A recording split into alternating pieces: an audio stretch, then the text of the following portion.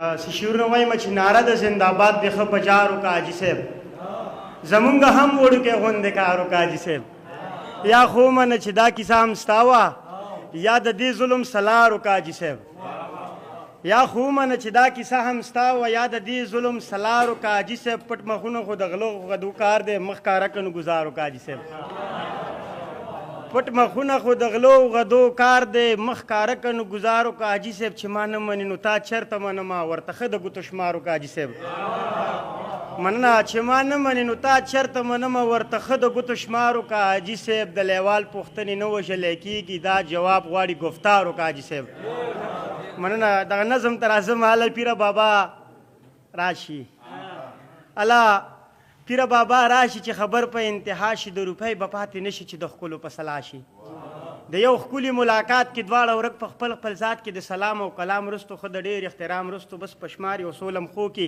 بېرته تلو خپنې و کې بیا یو څو قدمه وړاندې بیا په بېرته راکتو کې دا د کوم رقم انداز و چې په دې کې د سراز و نه تپوس کړي نه سلا کړي بس زمونږ د زړګي غلا کړي زه په مینه څه پوهېږم ته په ټوکو کې رښتیا شي الله پیره بابا راشي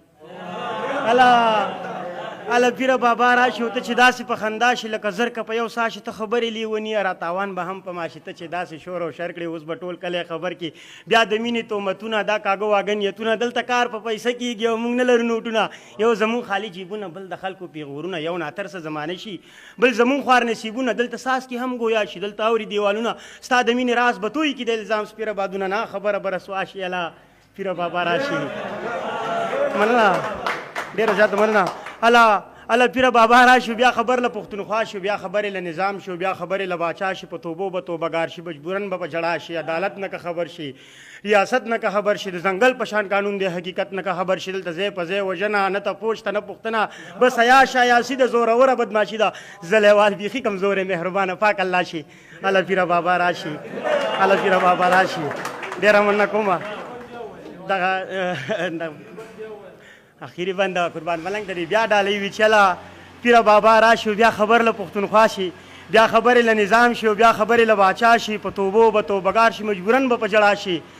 په توبو به توبهګار شي مجبورن به په جړا شي حقیقت نه که خبر شي عدالت نه که خبر شي د ځنګل په شان قانون دی ریاست نه که خبر شي دلته ځای په ځای وژنه نه تپوس ته نه پوښتنه بس عیاش عیاسي ده زوروره بدماشي ده زلیوال بیخي کمزوری مهربانه پاک الله شي الله پیره بابا راشي الله پیره بابا راشي دغه نظم به صدر صاحب په اجازت باندې ووایم وړوکی غونډه کې نظم به چې دلته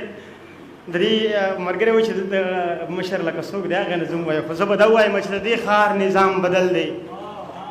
ملنګ جانه د دې ښار نظام بدل دی په دې ښار کې که اوسېږي دې بازار کې که اوسېږي نو بیا لږ راشه زما خواله ځان خبر که کلیواله د دې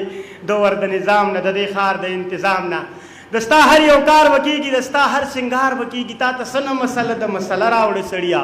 مسلې سره قربان شم څه شوړه راوړه سړیه د شوړې مطلب مې دا دی چې پیسه راوړه سړیه بیا ته اډر کوه خانه ته بېغمه شه جانانه هر یو فن دلته چلیږي چال چلن دلته چلیږي بس دروغ دلته کې وایه دروغجن دلته چلیږي د دنیا واړه فریب به یقینا دلته چلیږي بس کردار مردارې سکې رنګ روغن دلته چلیږي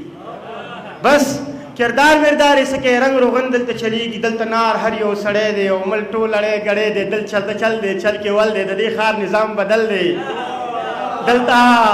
دلته چل دی چل کې ول دی د دې ښار نظام بدل دی زورور پکې خوشحال دی په مثال لکه ځنګل دی دلته هغه زورور دی چې د چا په وس کې شر دی